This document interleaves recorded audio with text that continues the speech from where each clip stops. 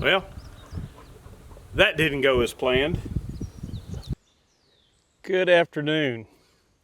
Welcome to the Pecan Grove Recreation Area.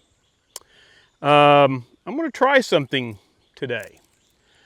I'm going to try to determine the feasibility as to whether or not there is a way to combine two of my hobbies, because they are hobbies that should go together, but most people don't. And part of that is because of it's just kind of a niche type activity. Some of them are. And the second thing is I think that the current situation that we're in today does not allow for these tools to be used together. Now, what am I talking about? I'm talking about the use of traditional muzzle-loading firearms. This one is a Kibler Fowler. It's a copy of an English Fowler. Now, why was it called a Fowler?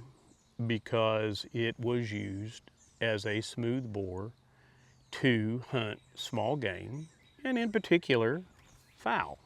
Now, I've taken it squirrel hunting, not fowl, and I've taken it turkey hunting, fowl. Now, were these the only types of game that were pursued with this particular type of firearm? No.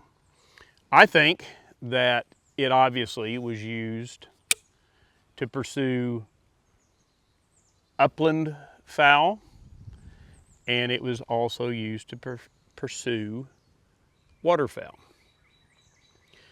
Now, one of the reasons why we don't pursue waterfowl today is a couple of things. One, today's environment, people waterfowl hunt, and it's all about bag limits. It's all about, maximum use of time. Very few people hunt waterfowl in the traditional sense.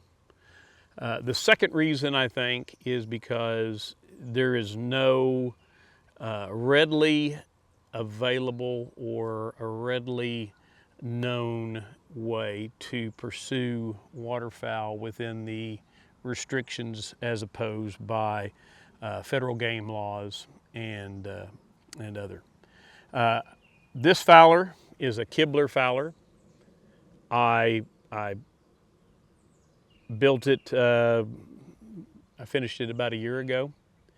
I contacted Kibler's office, and I asked them, I said, is this Fowler, is the barrel, and I'm pretty sure it's a rice barrel. I think they use different kinds, but this one I think is rice.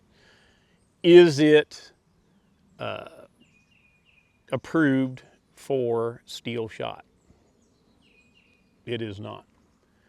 So the next step is pursuing another non-toxic type shot that is approved for waterfowl that will not damage the barrel. I've watched a video of Ron LeMaster, who was making a shot for a Fowler that he had, a blackpowder Fowler, and I believe it was a double barrel. May be wrong. But he was using TSS, which is tungsten solid shot. I think that's what it stands for. And that's fine. Tungsten, I'm sure, is phenomenal.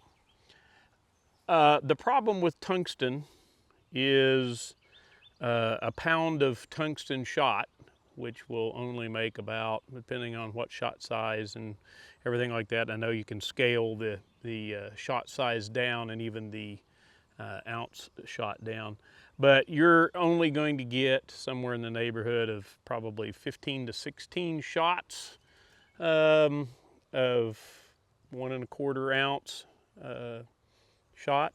This is a 20 gauge, so and the price of tungsten is somewhere in the neighborhood of about $100 a pound, last I checked.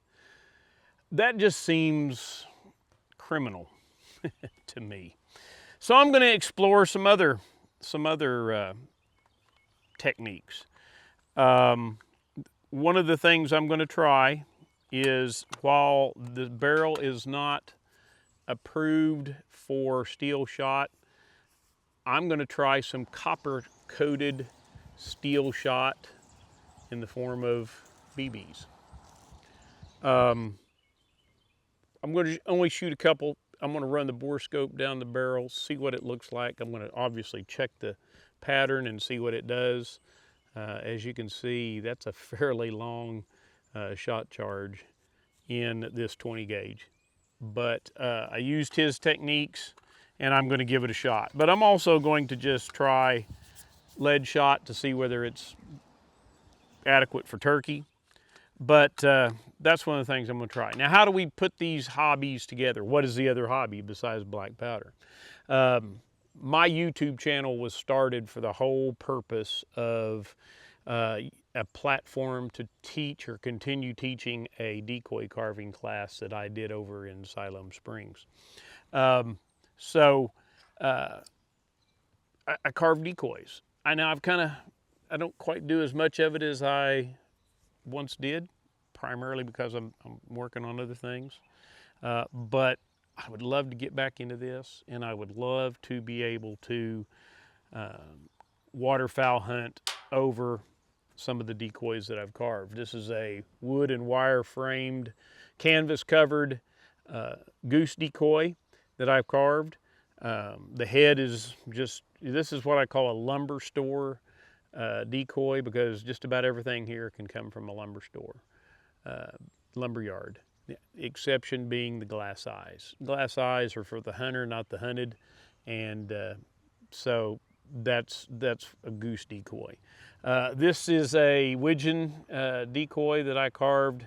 I actually carved the head while I was in Afghanistan. A guy that I was conversing with at that time, I believe it was through the Decoy Carving Forum. He sent me a couple of head cutouts. I had a pocket knife, or I had a knife. I think this is the knife I had, Switland Jack. I could rough out a head. He sent me 2 heads. He said, "You carve these out," and I did it in my downtime. Sitting in a HLZ waiting on a flight, a helicopter or something like that, and you get delayed because of weather, and there's not much you can do other than just twiddle your thumbs. Or in my case, I carried that with me, and I carved it in that downtime.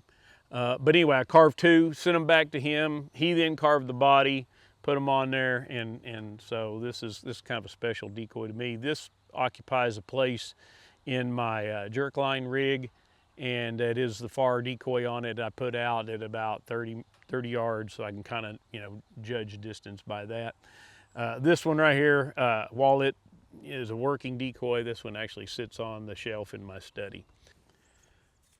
This is a canvas back head that I've carved, and like I say, it's real simple tools. Now, I have used some miniature rasp on it. It helps me do some of the work around the bill. Once again, that is all for the hunter, not for the hunted. So I carved 2 of these, and one I gifted to the son of a friend who invited us down to Rockport, Texas, to hunt down there, to waterfowl hunt down there on the bay that he lives on, and killed some redheads down there. But I gave him the canvas back decoy as a gift for hosting us, and he killed his first canvas back within a week of me giving that to him. So it's a fun thing, and it's a great hobby. And like I said, these 2 hobbies should go together. I got to figure out a way to make it happen. But anyway, I want to be able to pull those 2 elements. Those elements should go together, but due to current environmental situations, we can't. Now, I'm not I'm not casting shade on our environmental agencies, especially when it comes to wildlife conservation, because if it weren't for them, we wouldn't even be having this conversation. It just wouldn't exist. So that's my effort. Now, like I say, the BBs is probably not an option, but I'm just gonna give it a shot. What I'm actually looking at doing, and it's a little cheaper, looking at buying some bismuth 12 gauge shells, because you can get 1.25 ounce shot out of them. If you go down to the 20 gauge bismuth, one, it's more expensive, and two, it just won't give you as much. But I can buy a box of 25 that'll give me well over a pound of bismuth, and I can harvest the shot out of that and create and do the same thing. Just kind of do the whole process like I'm going to try to do today. This is just to see if these work, if this is worthwhile. I thank Ron LeMaster for making the video. Very informative, and if it works, I'm sure it works for the TSS, but I'm probably not ready to bite off that financial effort yet. So anyway, let's get this thing going and see what she looks like. Well, this is not the end of the video I had planned on. I planned on loading those shot cup shells up and doing some pattern testing, checking the bore, etc. But in getting ready to load it, and luckily I didn't actually get it loaded yet, I noticed that there was a huge amount of flex in the stock between the barrel and the stock here about midway. It's really hot, and I thought, well, maybe just some heat expansion of the wood. It's starting to expand and it will contract, etc.